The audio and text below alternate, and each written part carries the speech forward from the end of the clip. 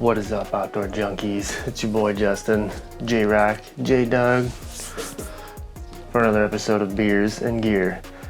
Today we're going to be talking about choosing the right backpack for you. The different ways to choose a backpack, like why you would pick a particular size, how to fit yourself for a backpack, and I'd say different features and things that you might be looking for in a backpack. Just depending on what your plans are, whether it be an overnight, a weekend, or for the long haul.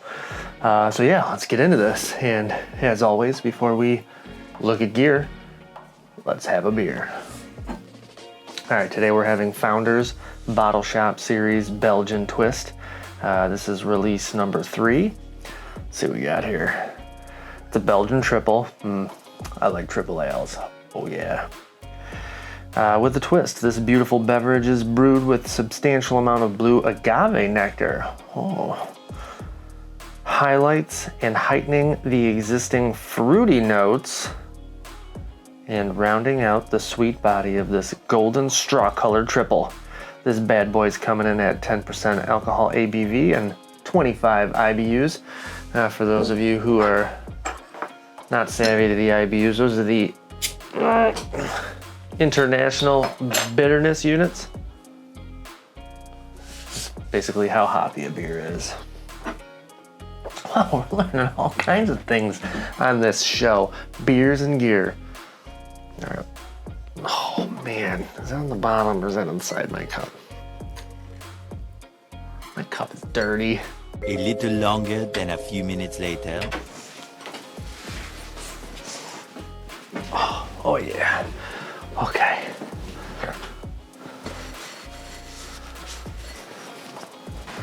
All right, bartender, let's pour that beer.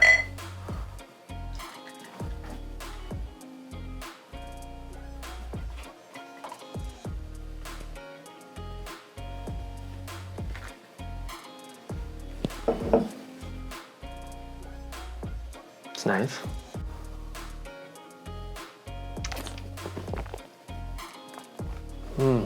That's a good one. Yeah, I like that.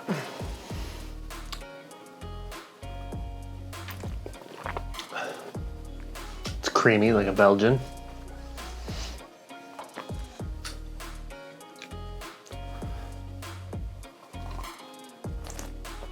Tastes like bread with a kick. Yeah, bread with a kick. Fuzzy bread.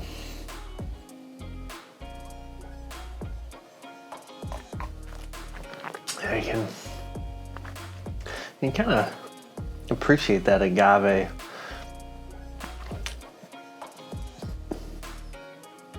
Okay, it's good. Yeah, I'll do a few more here.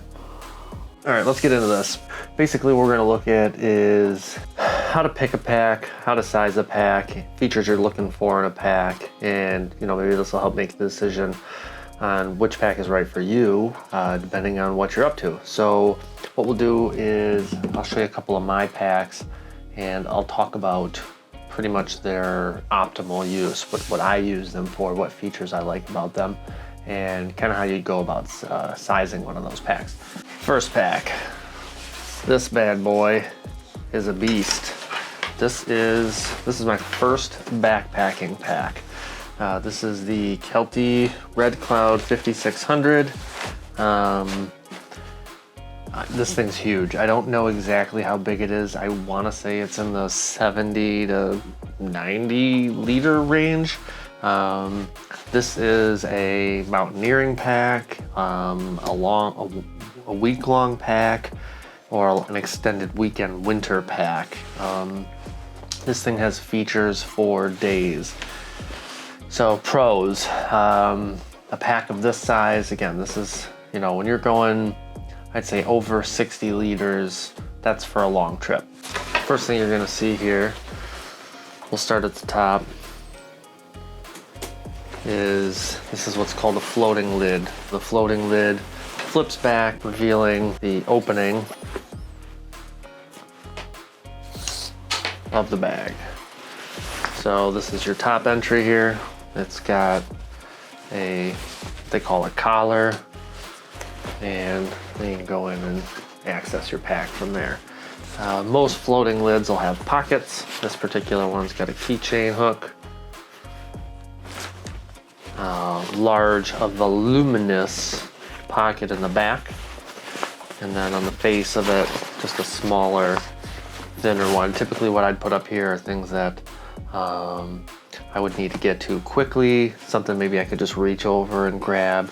So this big one, I would put like a rain jacket, headlamp, things that I might need to get to quickly, that I can just kind of reach back, unzip, and get in there with. All right, moving on down the pack. It's got heavy duty webbing / handle. I usually put carabiners on there and hang things off of this. This also has a front entry. So small pocket, odds and ends. Here's your main body entry with the zippered mesh, just in case you need to get something that's like in the middle. So usually where about my clothes lie. Sometimes I'll stuff things back in there after I'd emptied the bag. Got a couple side pockets here. This also has channels with Velcro. These are nice for tripods, ice axes, trekking poles, that sort of thing. And then you've got large cylinder-shaped zippered pockets on the side. These are not waterproof zippers, but they have the little, kind of rain covers on them there. Moving down to the bottom of the pack, you got humongous water bottle / stuff pockets on each side. And then going down to the bottom, you've got your tent / sleeping bag, sleeping pad, / ice axe, trekking pole loops, and then honkin' beefy zipper here. This pack, I've had this pack for maybe 15 years, maybe longer. This pack has seen some shit. Here's one from my homie. This thing is bomb-proof. Moving around to the back here. Let's do it like this here, so you can kind of see it in both. There we go. This has the adjustable torso length here. So, and this is old. I mean, to have an adjustable torso length for a pack this old, it's pretty innovative. Kelty's still pretty relevant. So, sternum strap, load lifters. This has got internal stays. So these are aluminum stay rods here. I do believe this hip belt is removable. I don't know why the heck you would want to take it out, because this pack is heavy. Small pockets here in the hip belt. Very small, like can't even fit a cell phone small. And then adjustable hip. So again, this is the Redcloud 5600 by Kelty. This pack, oldest pack I've ever had. And again, over 60 liters, long trip.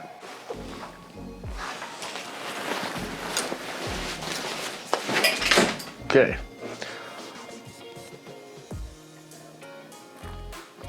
I don't even know how I make it through these. All right. Let's go lightweight. Why go in any particular order? That doesn't make any sense, does it? We'll go ultralight. Ultralight. Okay. I really don't think I have these cameras set up very well. My battery decided to die.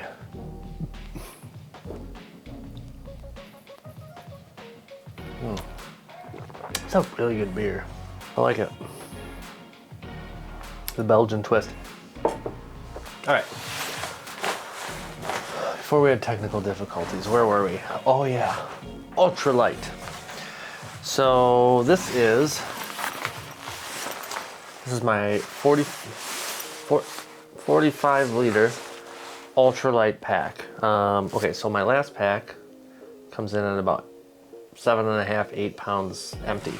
This pack comes in at a little over a pound empty. And if you really want to go crazy, All right, this is a roll top. If you despise any comfort at all, you can take this piece of foam out. Who needs foam? And this sucker is under a pound now. What is this pack for? Overnight, ultralight backpacking, speed hiking. Yeah, people who are looking to cover massive amounts of distance as quickly as possible and are carrying bare minimum gear. Also for people who hate comfort. Let's be honest. These packs are not comfortable. Not even a little bit. They do not disperse weight across your back and hip properly, generally speaking, in my experience.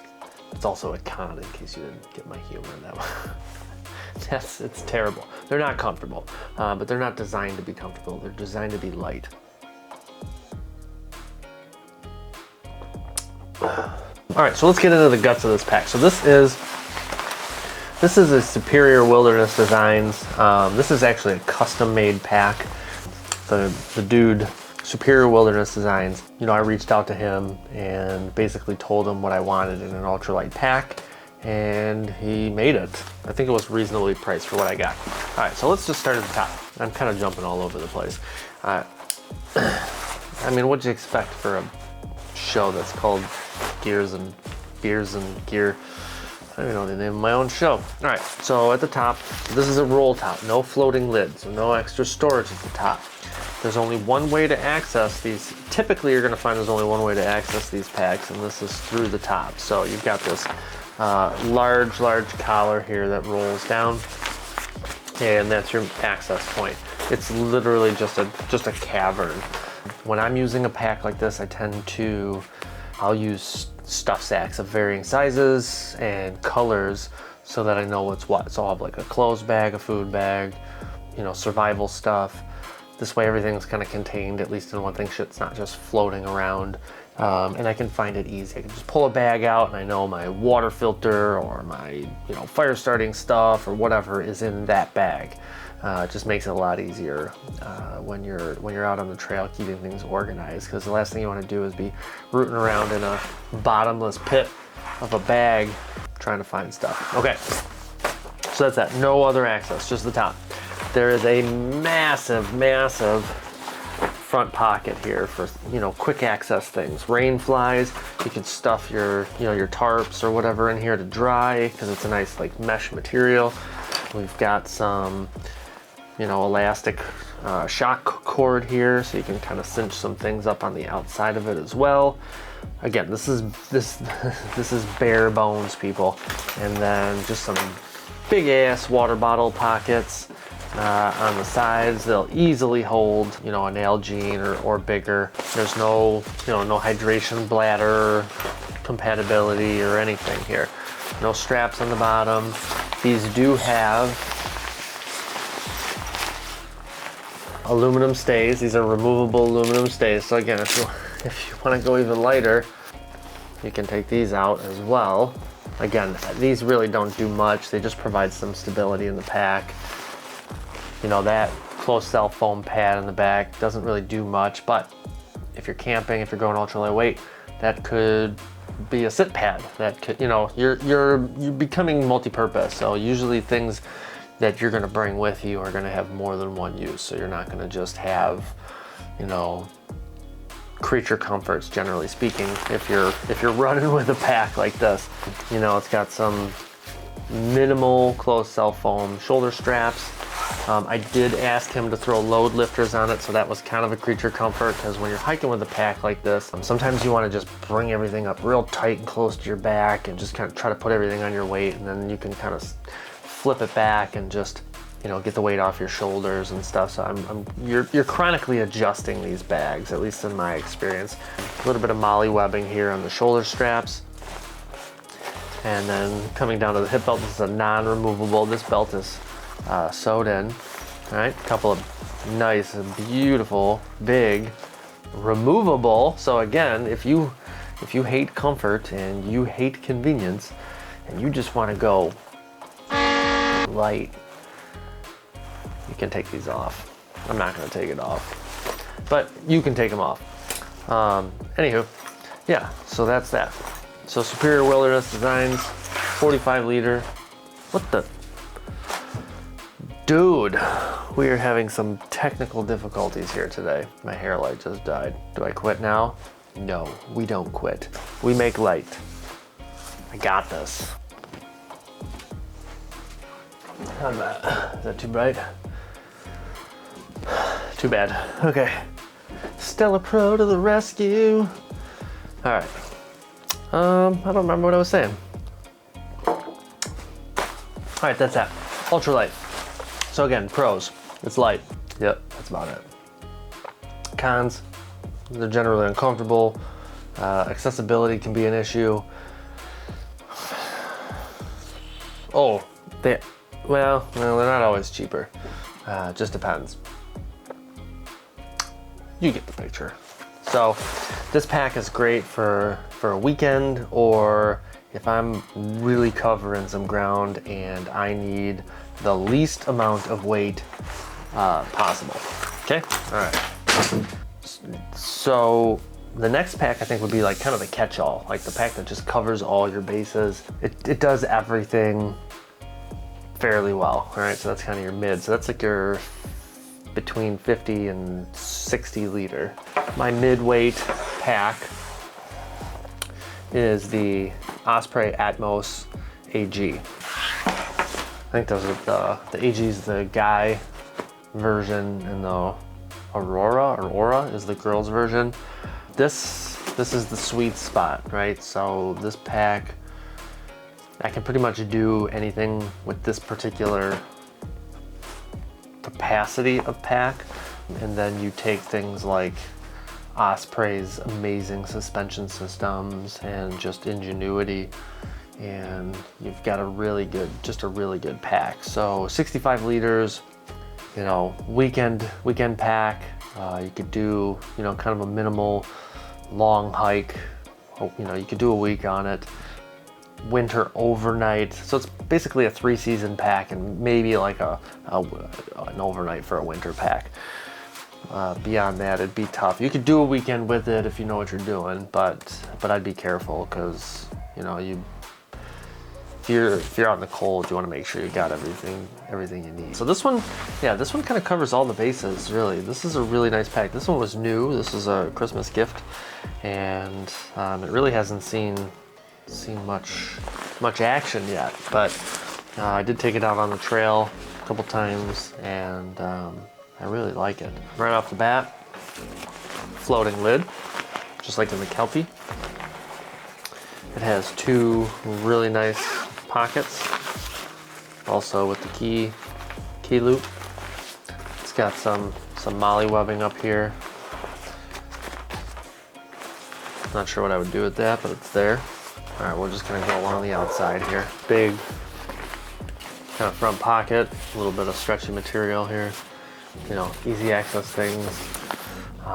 Put stuff in to dry out. You've got loop, ice axe loop, bottom access, rain cover. So integrated rain cover in the butt. I love these zipper loops. I love lamp. They're very nice. They feel good. On the side here, got huge pockets along with a kind of a diagonal here for easy water bottle access. These are nice. Flipping it over to the back here, thick foam shoulder pads, sternum strap with the emergency whistle. Got my Peak Designs camera clip on there. The mesh backing here, I don't know if you can appreciate that it's pulled away from the actual pack itself. Wicks body heat away real nice, very comfortable. Hip straps, decent sized hip belt pockets, and then just more attachment points here. These are really nice. This has the fit on the fly system, which allows you to adjust the torso length the hip belt length. This one fit pretty good right out of the box. This pack weighs in at about 4.5 pounds empty. So kind of diving into the inside a little bit. Looking at the collar here. Going in, you've got a hydration bladder pocket here with, yeah, it's a single exit point for the water bladder. This is a really nice pack. Oh yeah, 2 little side kind of cylinder shaped pockets built into the inside here. Oh, and then you also, where is it here? Oh, they're here. Yeah, very well hidden. You've got side access ports to the main compartment, which is nice. So if you pack things, you know, like core, sides, bottom, you know, you have multiple ways to kind of access your gear, which is really nice. So as opposed to the Superior Wilderness Designs pack, whereas you've got one way to access your gear, down the top. So if something's on the bottom, you gotta pull everything out or dig for it. With this, you've got a lot of options to access your gear. Moving down to the bottom here, you've got your very typical tent, sleeping bag, whatever, access with the separator here. Usually undo those separators. I've never actually found them to be helpful. It's just me, but yeah.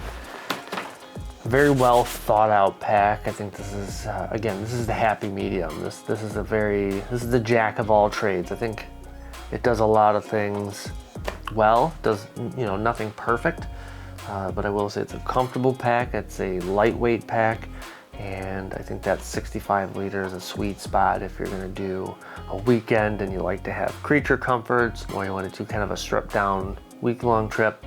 This is nice because it's got room for my camera gear, my drones, and I can still pack a fair amount of, you know, camping gear in there. Still have a few creature comforts. I'm the type of person that I'd rather have just a few things that I like a chair,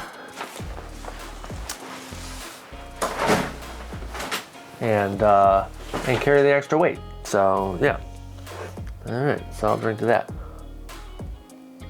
It's a good beer. The Belgian Twist. It's got that nice, you know, like creamy Belgian mouthfeel, I guess it is. I don't know. I'm not a very educated drinker. I just know what I like, which is pretty much everything. All right, let's talk about torso length. So when you're fitting yourself for a pack, so most people know their waist basically going to be your pant size. So if you're a 32 waist, that's kind of your pant size. Now, if you're fitting yourself for, say, the torso length of a pack, that's going to be a little bit different. So basically what you're going to do is you're going to get a tape measure, and probably a friend, because it's a lot easier. So you're going to go from the top of, so if you kind of dig into your hips here a little bit, you can kind of feel the top of your hip bone. It's the iliac crest, I believe it's called, if I remember from my anatomy days. And so if you stand up straight, put your head down, you're going to feel for that large spinal protrusion, the first one that kind of pops out here. All right, because that's going to be level, typically level. If you have huge traps, this might not apply, but you should find that first large protrusion here, and you're gonna measure from the top of that iliac crest, standing up straight, about that. So 19 inches for me. That's my torso length. So from the top of your iliac crest to, you can feel it. It's gonna be the first large spinal protrusion that's about parallel with your shoulders. So I'm like a 19 to 20 inch. You know, and again, waist is going to be around your belly button. So take your measuring tape at the belly button. Don't suck it in, because now you're cheating. You want your real waistline. Oh shit! I'm a 32, not a 34. 4. Look at that now, huh? I'm dead sexy. Look at my sexy body. Okay. Anyway, that tape measure lies. So if you're fitting yourself for a pack, or if you're ordering a pack online, that's kind of what you're going to shoot for. So if you're buying a pack that only has one size per se, then you're going to want to measure yourself. That's all I got, guys. I mean, what the heck? This was Beers and Gears episode. This might be 3, but yeah, I hope you liked it. You know, have yourself a Founders Bottle Shop Series Belgian Twist. Or go out and buy yourself a backpack. Buy a backpack. Get outside. Go outside. Go spend some time outside. Go camping. Take your kids out. Go walk the dog. Just get outside, man. Some of these, I might actually do some of these outside. It's winter. It's freaking cold. I'm in Buffalo, man. It's cold outside. So yeah, so I'm in the house, and it's almost midnight. So yeah, I'm filming this at midnight. What are you doing? Get off your ass and go outside, okay? Yeah, that's all I got. Peace. Love ya. All right, outdoor junkies. Have a good one.